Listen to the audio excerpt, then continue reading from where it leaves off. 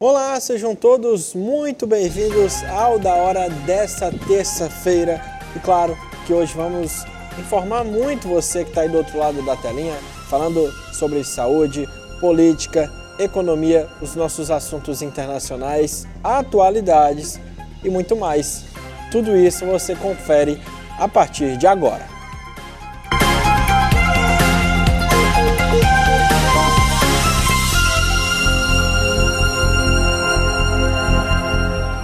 A TV União não se responsabiliza por conceitos, falas e diálogos entre os convidados em debates nos programas veiculados na grade. A direção.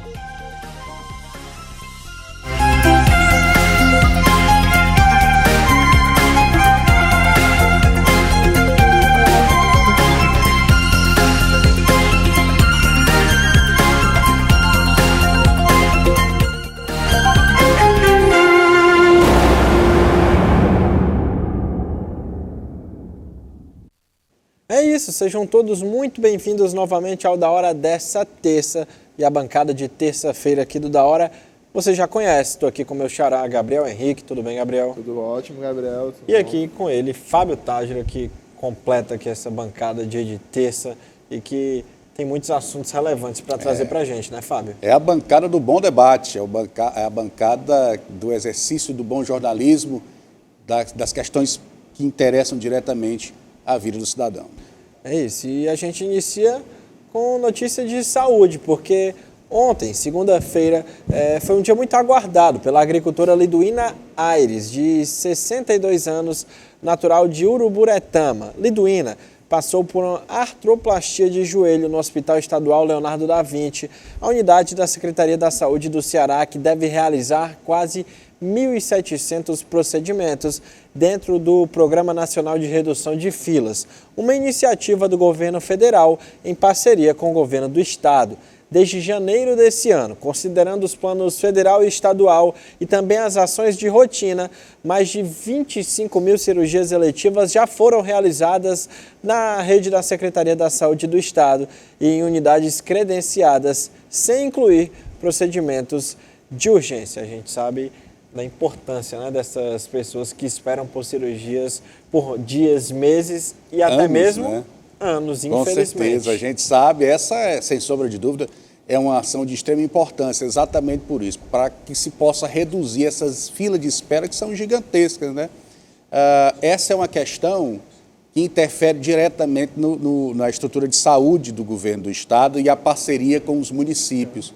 É importante demais que se crie esses multirões, é uma discussão antiga, é um problema que já vem aí alarmando a sociedade cearense há muitos anos e que agora com esse conjunto de ações, governo federal, governo do estado e os municípios, a gente pode ter aí uma esperança, né? Já que nós temos um número significativo aí. 25 mil vidas que foram transformadas, né? Foram ali transformadas e tiveram suas saúdes aí resgatadas, né? Uma questão que a gente espera que continue.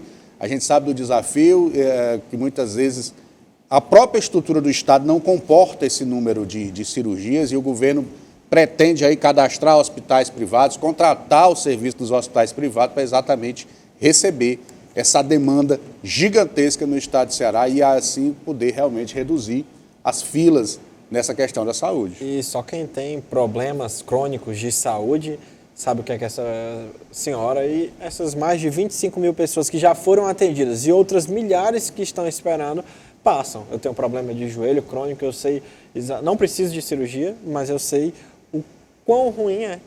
E para a pessoa chegar no nível de precisar esperar por uma cirurgia, só prejudica esse problema ainda mais. Não tem dúvida. Quanto mais tempo passar, mais dificulta a questão da saúde da pessoa. E aí existem muitos casos, inclusive, de questão da visão e outras questões de saúde que precisam de um atendimento imediato. E a gente sabe que as filas são gigantescas, as solicitações através dos postos de saúde, um encaminhamento mais preciso para a cirurgia, elas estão ali abarrotadas e a gestão precisa dar essa resposta, né? O poder público precisa dar essa resposta. E com esses mutirões a gente espera realmente que esse número diminua. E cobrar também um mutirão para fazer exames, porque as pessoas precisam fazer exames. Nem sempre necessita de uma cirurgia, mas uma ressonância, uma tomografia, aqueles exames que são mais rotineiros, mas que mesmo assim as pessoas não conseguem fazer com tanta tranquilidade e facilidade, né? E até porque o exame é que direciona para a cirurgia. O médico identifica, identifica o problema, o exame vai dar ali o panorama real para o tratamento e, se for preciso, a cirurgia. Agora, essa é uma outra questão que precisa ser trabalhada, não só a questão das cirurgias, mas também dos exames que precisam ser feitos na população. Esses encaminhamentos, como eu disse, acontecem diariamente na rede pública de saúde, né? Todos os municípios, em todos os PSFs, todo dia tem demanda. Então é preciso também que se entenda que faz-se necessário criar uma multidão forte, do mesmo jeito, das avaliações, dos exames importantes para a comunidade. E, Fábio, uma dúvida pessoal minha mesmo, mas não seria o caso, por exemplo, nesse caso dos exames, para acelerar uma parceria público-privada, não ajudaria a prefeitura e o governo do estado fazendo parcerias com clínicas de radiografia para tentar diminuir essa fila? Essa é a ideia, né? Esse é o ponto principal. A sociedade, ela para funcionar, os serviços públicos, para funcionar, é preciso esse conjunto de situações. Ontem nós falamos no programa Olhar Municipal sobre terceiro setor, sobre criar mecanismos dentro do terceiro setor para trabalhar a educação, trabalhar a saúde. E as parcerias público-privadas, nesse sentido, também é de extrema importância. Nós temos clínicas diversas aí que podem, sim, ter seus serviços contratados para exatamente atender a ressonância, atender o raio-x e exames de uma complexidade menor, para que se diminua essa fila, né? E seja interligado os sistemas, né, das clínicas privadas com a rede pública, para que se tenha um controle desse desenvolvimento, dessas ações. E aí sim a gente tem uma saúde mais operacionalizada e de resultado. A gente precisa de resultado. É importante que a população cobre resultado para os serviços públicos. E só funciona dessa forma, com a grande parceria da sociedade. Poder público, iniciativa privada, terceiro setor, se unindo em um grande elo de ações que vão poder proporcionar melhoria nos serviços públicos. Só para fechar esse assunto da saúde, além de diminuir essa fila, eu acho que é a questão da celeridade. Quem sente uma dor no peito, que vai ao médico, não pode esperar 2, 3 semanas, 1 mês por um eletro, porque é um risco de vida e outros problemas também. Por que a pessoa não já sai com aquele encaminhamento? E não digo no dia, mas alguns dias depois, por que não fazer esse exame numa clínica privada com essa parceria? Sim, a celeridade é o ponto principal e pode, inclusive, salvar vidas, né? A gente ter esse diagnóstico, o médico ter esse diagnóstico de uma forma mais rápida, mais imediata, possibilita o encaminhamento imediato, garante a saúde e salva vidas, né? No caso de se precisar, por exemplo, de cirurgias. Então, essa cadeia produtiva de saúde precisa ser criada, é preciso que os gestores atentem para isso, para essas modalidades de parcerias, de convênio com instituições privadas, para dar celeridade à questão da saúde, que é o nosso principal bem. Sem saúde, nós não conseguimos produzir, trabalhar, estudar, nada. Sem saúde, nós não somos nada. É isso, o assunto porque agora... com o diagnóstico precoce, né, se previne muito mais o agravamento de doenças. Exatamente. Né? Agora falando sobre moradia, porque com o objetivo de incentivar a participação popular nas ações da política habitacional de interesse social, a Prefeitura de Fortaleza acompanhou por meio da Secretaria Municipal do Desenvolvimento Habitacional a realização das pré-conferências dos movimentos sociais, de trabalhadores e trabalhadoras das organizações da sociedade civil. Os encontros ocorrerão nesse sábado no Sindicato dos Trabalhadores do Serviço Público Federal no estado do Ceará e definem os delegados e delegadas da 4ª Conferência Municipal de Habitação. Embora as pré-conferências sejam responsabilidades de cada segmento, neste ano a Prefeitura apoiou os eventos por meio de equipes da Habitafor que executaram ações administrativas, além da distribuição de água e lanche para os participantes. E aí, Fábio? Essa questão habitacional é uma lacuna que precisa ser preenchida com uma série de ações ordenadas. Veja, os recursos para a construção dos conjuntos habitacionais, ou eles vêm do governo federal e parcerias com os estados e com os municípios. Tudo recurso público. É importante que haja aí um processo sério, coerente, voltado para entender as necessidades de um conjunto habitacional, do que envolve ali as sociedades que vão ali receber esses imóveis. E ainda, esse processo seletivo, ele precisa ter uma ordenação, uma coordenação mais efetiva, porque a gente sabe, as denúncias chegam todos os dias aqui para quem faz imprensa, de pessoas que recebem os imóveis, vendem os imóveis e depois voltam para a mesma fila para buscar receber outro imóvel, se dizendo do movimento social, se dizendo do movimento popular habitacional, mas que na verdade não passam de grandes negociantes, recebem os imóveis e vendem. As ofertas são diversas aí. E ainda tem a questão da influência do crime organizado nesse processo de distribuição dos imóveis. Eles ditam regras, o crime dita regra, quem vai ficar, quem não vai ficar, quem sai da comunidade, quem pode entrar na comunidade. Então é uma série de fatores que precisam ser discutidos nesses movimentos, nesses debates, mas que se apresentem também soluções. Não se pode viver aí à margem de uma sociedade escravizada por especuladores de imóveis e pela ação do crime organizado. A prefeitura ela deve aí criar uma maestria sobre esse processo de gestão habitacional, para exatamente fazer com que a gente diminua essas denúncias, que se diminua essa questão do poder paralelo dominando essa distribuição desses imóveis. Tem muita gente que precisa dessas casas, desses apartamentos, muita gente simples, muita gente que tem necessidade de ter um imóvel e que só encontra nesses programas sociais de habitação a possibilidade de ter sua casa, de ter seu apartamento. Então é preciso coerência, bom senso e gerência.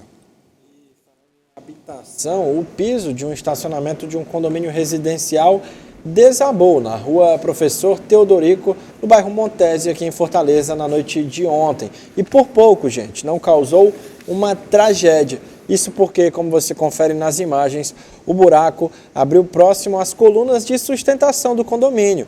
Ele tem profundidade entre 1,2 e 1,5 metros e cerca de 40 pessoas moram lá nesse condomínio, distribuídas em 10 apartamentos.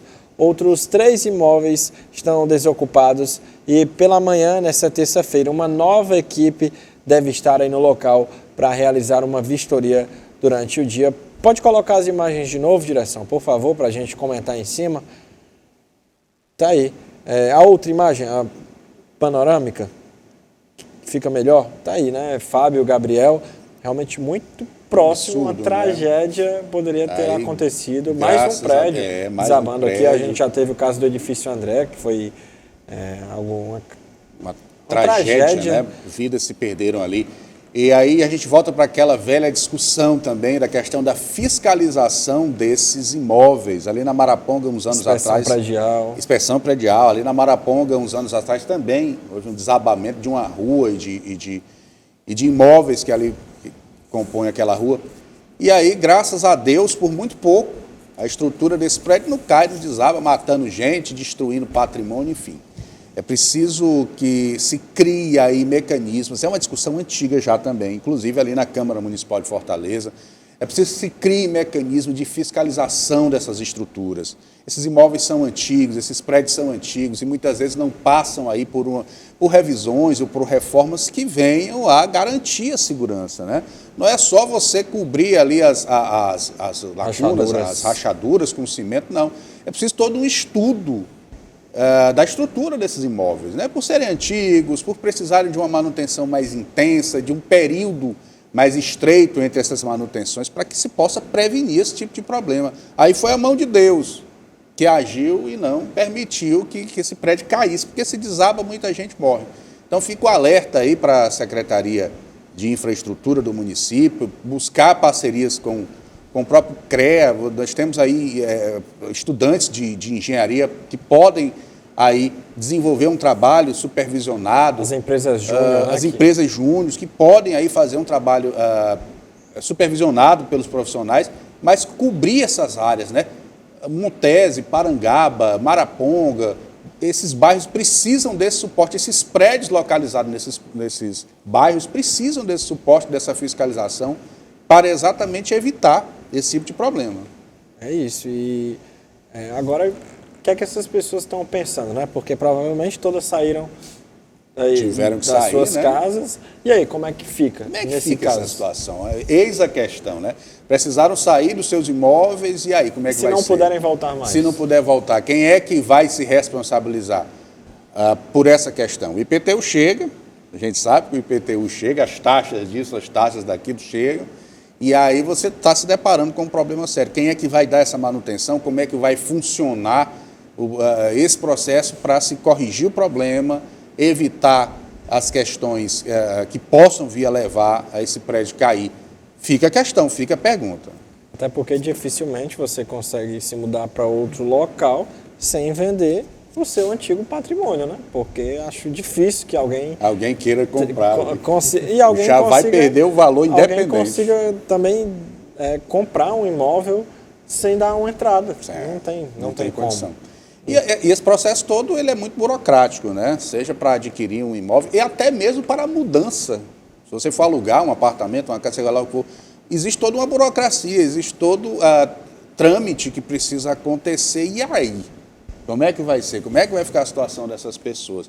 O imóvel já perdeu o valor. O apartamento, se valia R$200 mil, já caiu pela metade. Só por esse fato. Só por esse fato não, por esse fato que é de extrema importância.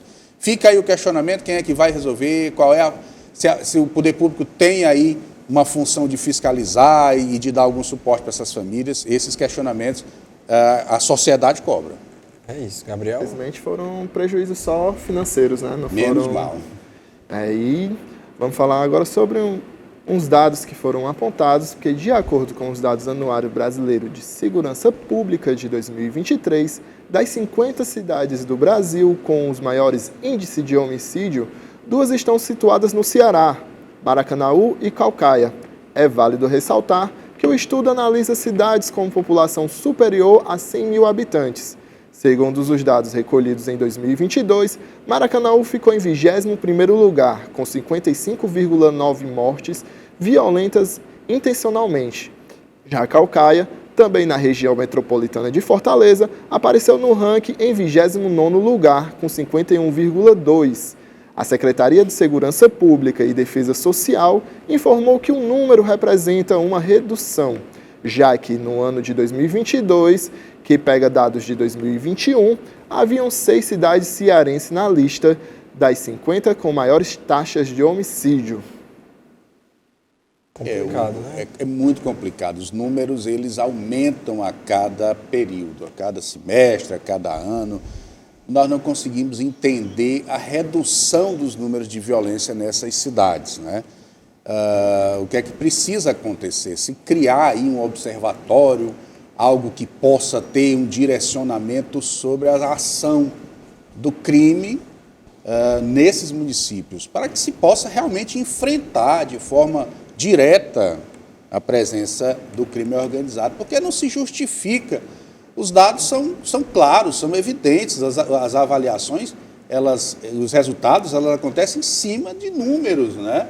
E aí não precisa ser um expert em estatística nesses estudos técnicos para entender, né, que essas questões elas acontecem, essa violência acontece cotidianamente. Caucaia, por exemplo, uma cidade tão bonita, tão importante para a região metropolitana de Fortaleza, para o próprio estado do Ceará como um todo, uma cidade que arrecada, uma cidade que tem um potencial econômico, turístico muito forte, é uma das cidades que mais, se você identifica maiores números de homicídios e de ação do crime organizado. Por quê? E aí fica esse questionamento para a Secretaria de Segurança, fica esse questionamento para o governo do estado de um modo geral, por que isso acontece, né? É preciso um reforço policial, é preciso um entendimento das áreas de risco ali do crime organizado, onde atua o crime organizado, e um fortalecimento da primeira polícia. Eu chamo sempre as guardas municipais de primeira polícia. Essa guarda precisa ser atendida, essa guarda precisa ser aí amparada também pelo governo do estado, que tem uma estrutura maior financeira para o desenvolvimento de segurança pública, de políticas de segurança pública. É preciso que exista esse conjunto de ação real, forte, intensa, porque aí você pode ter uma esperança em dias melhores, né? Maracanaú, da mesma forma, a gente conhece a história de Maracanaú, de Pacatuba, cidades vizinhas, que aí apresentam índices de violência altíssimos ao longo dos últimos anos, índices de violência alarmantes, e a gente recebe aqui na redação da TV União muitos fatos, muitas situações nesse sentido. O que é que está faltando? Qual é o olhar? Qual é a atuação? Que tipo de planejamento precisa ser desenvolvido para que a gente estanque esses números tão sérios e tão violentos? É isso, é um problema muito complicado da nossa sociedade, que notícias chegam semana após semana de assassinatos e que, infelizmente, a gente vai continuar cobrindo aqui se nada for feito. Direção agora ao momento do intervalo. É isso, agora a gente vai para a nossa primeira pausa, mas fica aí que já o Da Hora dessa terça-feira está de volta.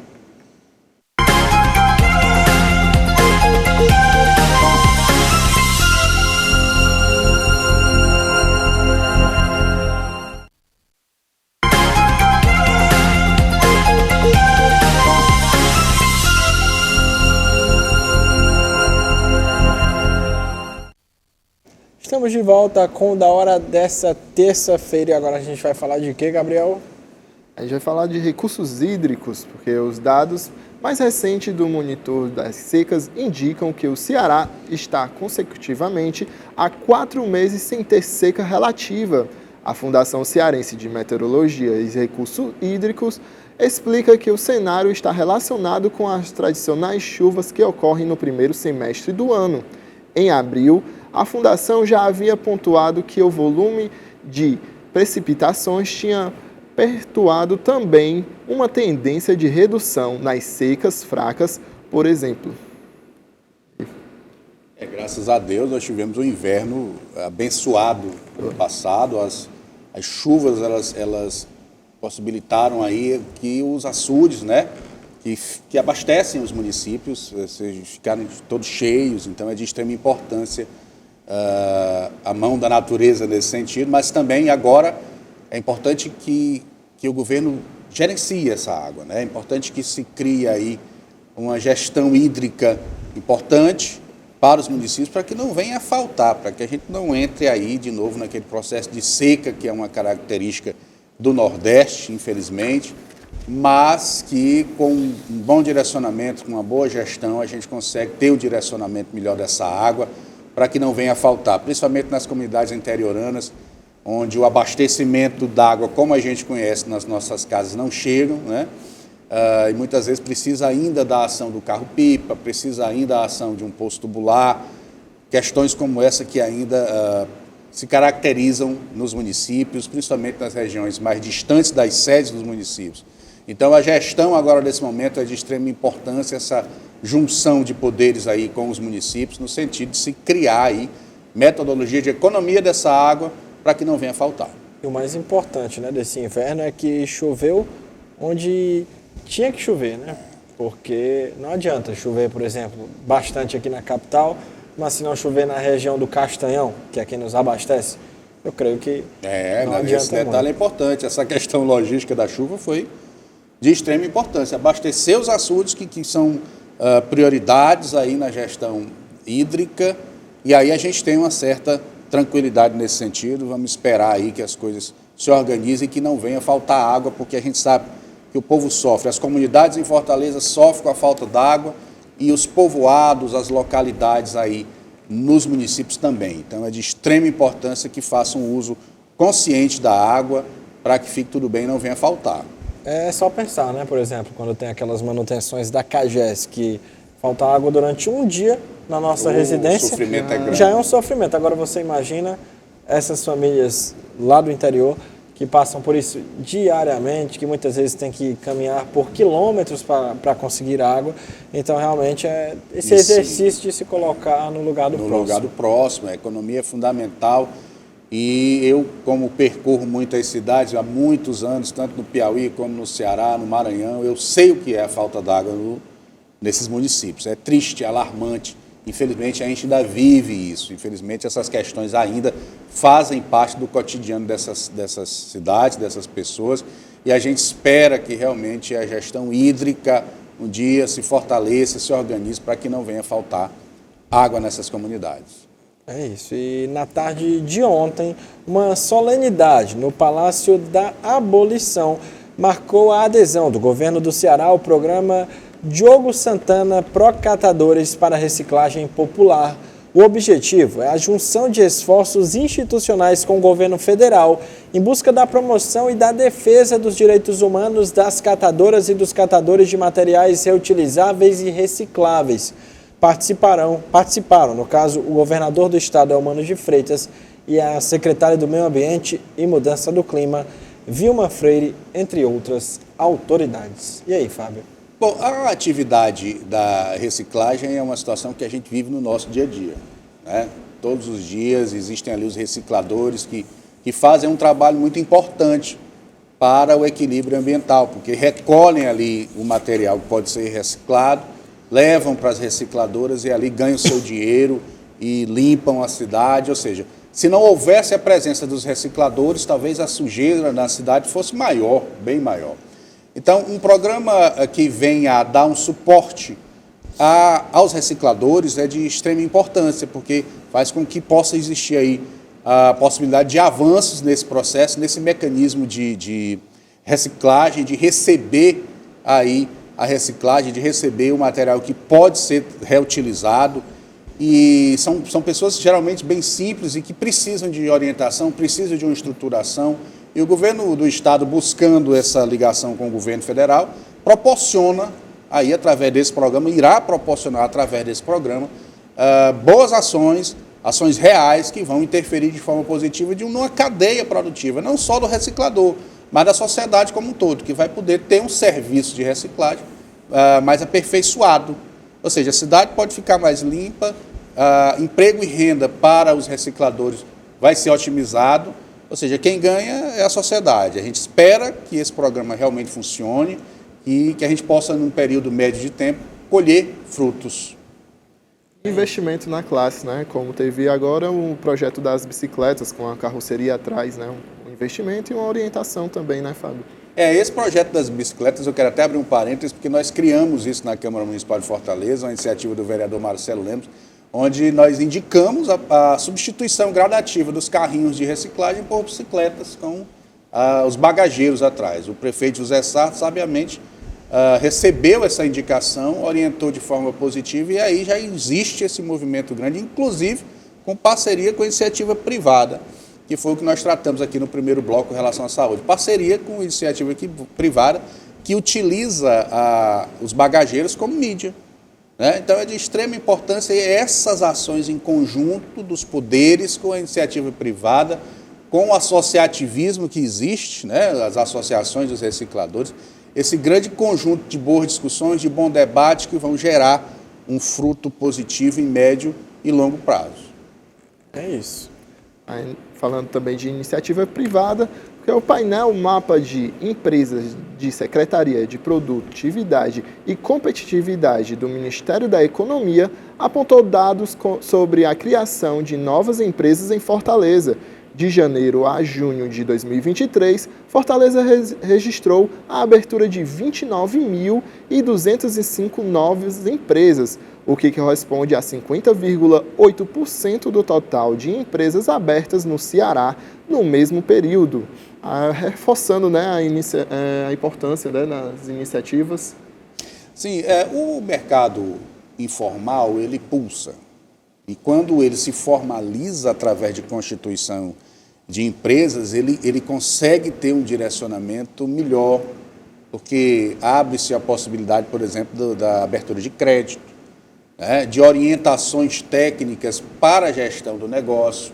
Então, eu costumo dizer que o pequeno negócio, as pequenas iniciativas empresariais, elas movimentam a economia desse país de uma forma muito significativa. Isso é um fato incontestável. Se você pegar e fazer uma pesquisa visual nos bairros de Fortaleza, você vai se deparar com pequenos negócios em diversas áreas. É o borracheiro, é o cabeleireiro, é a manicure. Toda essa cadeia produtiva, ela movimenta e emprega pessoas, que é importante também, fortalece essa questão da geração de emprego e renda e desenvolve as localidades. Você consegue ali planejar o desenvolvimento econômico do bairro, da comunidade local. Os aperfeiçoamentos, como eu disse, com relação a financiamento, a capacitação, a direcionamento na prestação de conta, Isso o poder público tem que se intensificar, tem que fortalecer essa cadeia produtiva, através de orientações pela Secretaria de Desenvolvimento Econômico, tanto do Estado como do município, criar programas de capacitação em loco, levando esses empresários para entender o seu negócio, para entender a gestão contábil do seu negócio, para que não entre numa outra estatística, que é a da falência, que também ainda é muito grande. Muitas vezes um negócio criado há um ano, ele tem ali um período de um ano e meio e fale, e acabou. Por quê? Por falta de gestão. Não é por falta de cliente, não é por falta de entendimento do negócio em si, mas por falta de gestão contábil e de orientações que são importantes para o desenvolvimento do trabalho. Então fica sempre esse paralelo. Crescimento econômico local, através das empresas, das pequenas empresas, e a orientação que vem do poder público, vem ali das ferramentas do SEBRAE, também que tem um trabalho formidável há muitos anos, formando pessoas, formando pequenos empresários. E como eu disse, movimentam a grande cadeia produtiva no Brasil, porque quem emprega de verdade é o pequeno, é a cooperativa, é o pequeno negócio. Esse pessoal é que dá base de sustentação econômica nesse país.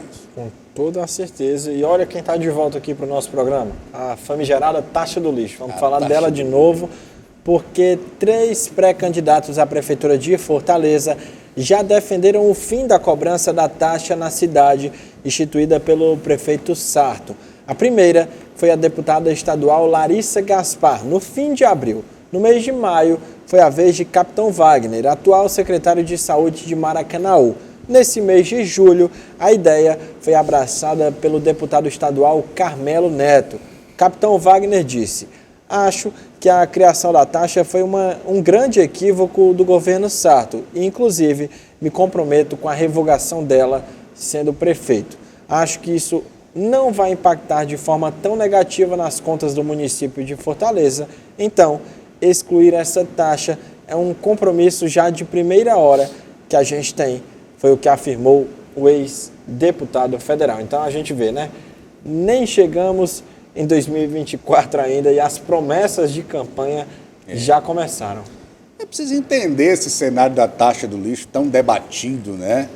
É importante que a Prefeitura de Fortaleza se comunique mais com a sociedade que ela representa e passe aí um relatório do porquê que foi criada essa taxa do lixo. Se existe aí uma orientação de cima, de Brasília, se existe uma questão jurídica que orienta os municípios a criar suas taxas de lixo e qual o nicho econômico que vai pagar essa taxa do lixo. A gente sabe que boa parte da população periférica da cidade de Fortaleza está isenta do pagamento dessa taxa de lixo, mas é preciso também que se entenda o impacto econômico no orçamento público da cidade. Eu também acredito que essa taxa não vai influenciar de uma forma significativa no processo de manutenção da cidade. Eu acho que com os orçamentos que já existem e que foram aprovados pela Câmara Municipal de Fortaleza, pode sim se desenvolver um trabalho de coleta de lixo aperfeiçoada e que realmente surta efeito. E com o advento aí, com o incremento do aperfeiçoamento da participação dos recicladores nesse processo, aí é que nós podemos esperar aí uma cidade mais limpa. Então, essa questão econômica, política, jurídica da taxa do lixo, ela é muitas vezes muito confusa para o cidadão comum, para os leigos, né, em relação à jurisprudência da coisa toda. É preciso que a Prefeitura se comunique melhor, oriente melhor o cidadão com relação à taxa do lixo. Coleta essa que, na minha humilde opinião, funciona muito bem. Se tem uma coisa que funciona aqui na capital, é a coleta. Os dias que tem que passar lá em casa, por exemplo, digo isso do caminhão que passa recolhendo, passa no dia certo, na hora correta, mas claro, sempre tem o que aperfeiçoar. Mas como você comentou, será que a cobrança dessa taxa é o melhor caminho? Você sempre bate aqui na tecla de gerir melhor os recursos, né? Então eu creio que esse seja o caminho, né, Fábio? A gestão dos recursos ela é o princípio básico, né? Eu também, na minha rua, eu moro ali na Avenida Jovida Feitosa, passa ali nos dias que está marcado tranquilamente. Agora, existem locais, Gabriel, que ainda não tem uma ação mais intensa desse recolhimento do lixo, né? A gente precisa entender que, por exemplo, na periferia, muitas vezes não chega esse serviço de uma forma mais aperfeiçoada, que atenda as comunidades. É um gargalo de gestão, que precisa ser entendido, de que forma, outros mecanismos de recolhimento de lixo, não precisa ser só o caminhão, aquele caminhão grandão que a gente conhece, pode existir outras formas de recolher lixo e é importante que a Prefeitura avalie outras situações, tá? E que se trabalhe paralelamente com os recicladores. Eu bato sempre nessa tecla, hoje nós pautamos os recicladores, é de extrema importância esse trabalho.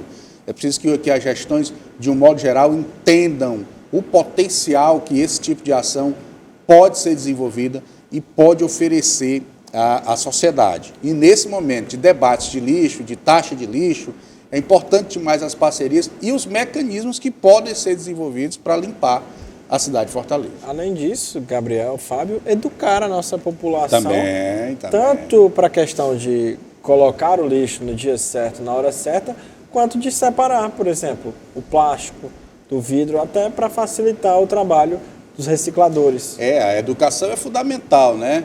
A educação da coleta seletiva ou da distribuição do lixo doméstico seletivo, ela é um pouquinho mais complicada, eu acho que a gente ainda vai trabalhar muito isso aqui. Mas, pelo menos, estabelecer os horários. A gente sabe que, muitas vezes, a população coloca o lixo lá de forma aleatória. Por exemplo, ali na antiga Dedé Brasil, na Silas Munguba, em frente ao Oeste, é um absurdo o que acontece. Muito né? lixo ali. Muito lixo. As pessoas vão colocando o lixo de forma aleatória, não sabem o dia que passa o caminhão. Ou seja, a população precisa também se educar no sentido de obedecer às agendas de coleta de lixo e procurar armazenar o seu lixo de uma forma que diminua, por exemplo, um animal de rua ali abrir o lixo e tal, porque isso dificulta a coleta. Esses detalhes são importantes e precisam fazer parte do cotidiano popular para que assim a gente possa ter uma cidade mais organizada, mais limpa. E lembre-se, o lixo traz doença, né? Então, a gestão do lixo bem feita, saúde pública. É saúde pública, então é preciso que esses detalhes sejam também entendidos pela população.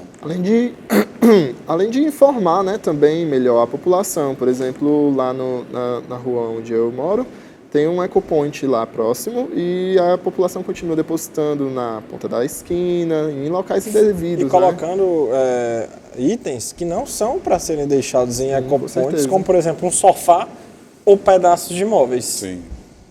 É material reciclado. A política dos ecopontos é muito importante, é uma política inovadora na cidade de Fortaleza, que serviu de exemplo a outras capitais, mas é preciso que a população se eduque ali para colocar material que pode ser reciclado, o papelão, o vidro, o plástico, são materiais que podem ser reciclados, podem ser reutilizados. O meio ambiente agradece. É isso aí, e agora a gente vai para um rápido intervalo e o Da Hora volta já.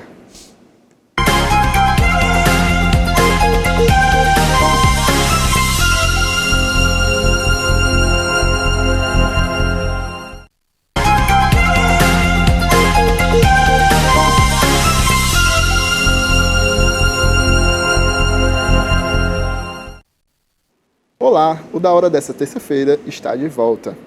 E a caravana PPPA, participativo do governo do Ceará, segue percorrendo áreas administrativas do estado e, na última sexta-feira, os debates foram intensificados nas questões relacionadas à região metropolitana de Fortaleza. Composta por 19 municípios, o IFCE foi o local escolhido pelos articuladores do PPA para reuniões dos grupos temáticos que apresentaram ao governador Elmano de Freitas uma série de ideias para compor a gestão democrática do orçamento público. Temas como saúde, educação, segurança pública e inclusão social foram aperfeiçoados e entregues aos chefes do executivo.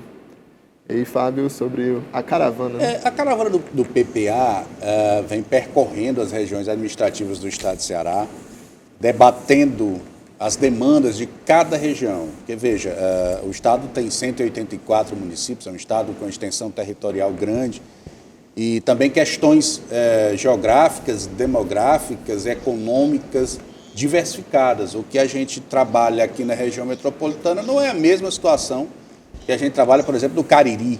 Então, essa ação de descentralizar o governo, levando a estrutura da CEPLAG, que é a Secretaria de Planejamento, para ali discutir iniciativas que podem ser desenvolvidas, é de extrema importância. É o debate democrático, é a democracia sendo trabalhada na questão da gestão orçamentária. No caso da região metropolitana, o evento foi na última sexta-feira e contou aí com a presença de lideranças importantes do movimento municipalista nos 19 municípios, que mandaram seus representantes, outras camadas sociais que foram ali reivindicar também da gestão pública as melhorias que são importantes para o desenvolvimento da qualidade de vida das pessoas. Então, é um movimento que tende a crescer, que tende a se tornar uma tendência permanente na questão orçamentária do governo do Estado de Ceará e que precisa aí que a sociedade se movimente, participe de uma forma mais intensa, levando suas demandas, levando também as suas ideias para que seja ali avaliada pelos técnicos e que possa ser absorvido pelo governo do Estado. É isso, muito importante. E a Federação Brasileira de Bancos alerta para golpes envolvendo o programa Desenrola Brasil, que entrou em vigor no último dia 17.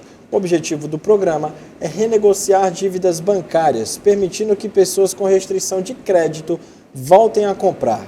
Segundo a FEBRABAN, criminosos estão aproveitando o programa para aplicar golpes por meio de links falsos e da engenharia social, que usa técnicas para enganar o usuário, fazendo com que ele forneça dados confidenciais, além de realizar transações financeiras para o golpista. O especialista em cibersegurança, Alberto Jorge, CEO da Trust Control, explica mais detalhes sobre o novo golpe envolvendo o Desenrola Brasil. Essa sonora vai ficar para depois, mas é realmente importante, é um absurdo, principalmente para as pessoas de terceira idade que não têm tanto domínio dessa tecnologia. É um absurdo. O programa que foi criado aí para ajudar as pessoas a voltarem a ter crédito, poder comprar, ter seu nome limpo, o famoso nome limpo na praça, e aí de repente uma série de estelionatários digitais criam aí esses links falsos, ficam encaminhando para as pessoas e as pessoas menos esclarecidas acabam caindo nesses golpes, dando seus dados pessoais, seus dados bancários, e aí a fraude está armada. É preciso que se tenha muito entendimento, muito cuidado, procurar aí as orientações do próprio governo federal que criou o programa, no sentido de onde buscar aí o amparo, onde buscar a orientação correta para negociar suas dívidas, para não ser aí roubado. E você que tem mais idade ou que não tem tanto domínio aí da tecnologia, não custa nada receber uma mensagem, procure um filho, um neto, um vizinho que você tenha aquela confiança, porque não custa nada. Minha mãe mesmo recebeu diversas mensagens por e-mail e preocupada, eu não, mas isso aí é golpe. Descarte então, que é golpe. Tem que ter essa preocupação. Claro, né? É de extrema importância. Algo que não é de agora, né? Desde o Caixa Tem, né? Também o programa do Caixa Tem, que já trouxe um histórico também desses golpes, né? É isso, e agora a gente vai falar de educação, né? De educação, porque com mais de 1/3 dos alunos aprovados no Instituto de Tecnologia de Aeronáutica, o ITA, a cidade de Fortaleza vai receber uma unidade do Instituto. O objetivo é facilitar a vida de milhares de estudantes que viajam e se mudam para a capital cearense para estudar e tentar a aprovação em um dos vestibulares mais difíceis do país. Após a aprovação, estudantes que vivem no Ceará precisam se mudar para São José dos Campos, em São Paulo, onde fica a única unidade do ITA atualmente. Para a educação cearense. Não tenha dúvida, né? A vitória ampla em vários segmentos, porque, veja, os números não mentem, e muitos dos alunos aprovados no ITA, que é um dos vestibulares mais difíceis do Brasil, são cearenses, né? Então, por isso que essa descentralização do ITA, chegando com uma unidade aqui, vai ser de extrema importância, porque aí você passa e pode ficar na terra, pode ficar na sua casa. Então, essa é uma ação da gestão do ITA, que analisou os dados, que analisou o número de aprovados e que resolveu descentralizar essa unidade de educação tão importante e que vem formando grandes engenheiros, profissionais da ciência, com muita qualidade. E que não beneficia só o nosso povo cearense, mas nossos irmãos nordestinos de modo também, geral, né? Que centralizou, passam no vestibular e que agora não precisam mais ir para São Paulo. Podem vir aqui para a nossa capital, que realmente seja feita uma estrutura para receber essas pessoas também de fora. É toda uma cadeia produtiva também. Você tocou num assunto importante. Cria-se ali uma cadeia produtiva, porque veja, o irmão do Piauí, que é meu estado, do Maranhão, dos estados do Nordeste vão poder estar... Da Bahia até mais perto de São Paulo, né? vão poder ter aqui uma unidade do ITA e poder desenvolver seu curso, sua educação aqui no estado do Ceará. É uma conquista, não deixa de ser um movimento interessante e que vai modernizar também o ensino no Nordeste com a presença da unidade do ITA aqui. Com certeza, só vejo benefícios. Só vantagens. E antes da gente ir embora, o nosso tempo está chegando ao fim, sempre importante agradecer a sua presença aqui conosco, a sua colaboração, colocar o WhatsApp na tela. Meu diretor, por favor, coloca aí pra gente o WhatsApp. Tá aí na telinha, 981010984, e a gente tem participações aqui pelo WhatsApp, temos registros dos nossos telespectadores. Legal. O primeiro registro é da Letícia, lá de Maracanaú. Meu diretor vai colocar na tela aí pra gente agora. Tá aí. E também tem o Lima, lá de Maracanaú, outro registro. Tá aí da família, acompanhando da hora nesse momento do almoço. Importante, essa interação, né? É importante. A gente trabalha para que vocês possam aí ser bem informados, o bom debate. É isso. E tem alô para quem, Gabriel? A gente tem alô para Martina de Araturi, tem para o Paulão do Altran Nunes e do Aloysio Ramalho, que não informou o seu bairro, do Davi Benevides, que é lá de Redenção, nosso amigo. E a Jaqueline Queiroz, do Movimento Plus Size. Só uma correção, aqui a escrita da nossa querida amiga Rochelle me confundiu um pouquinho. Não é Letícia, porque esse U tá aparecendo um R, mas é Lúcia, tá bom? A dona Lúcia, lá de Maracanaú. Bom, eu quero mandar um abraço especial hoje para minha filha, Lara Tágera, que está fazendo 16 anos.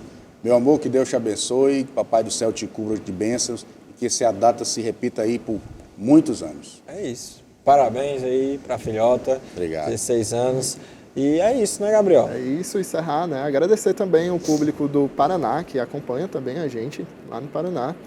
E agradecer até o próximo programa da hora. E não deixe de participar, participe sempre do nosso WhatsApp, das nossas redes sociais. E antes de ir, importante, ó, daqui a pouquinho tem o programa do Ferreira Aragão, logo na cola esporte, do Da Hora. E depois tem o Esporte União comigo, falando muito de Copa do Mundo Feminino. Então, fique aí com a nossa programação. Muito obrigado pela sua companhia, um grande abraço e amanhã o Da Hora tá de volta. Tchau, tchau.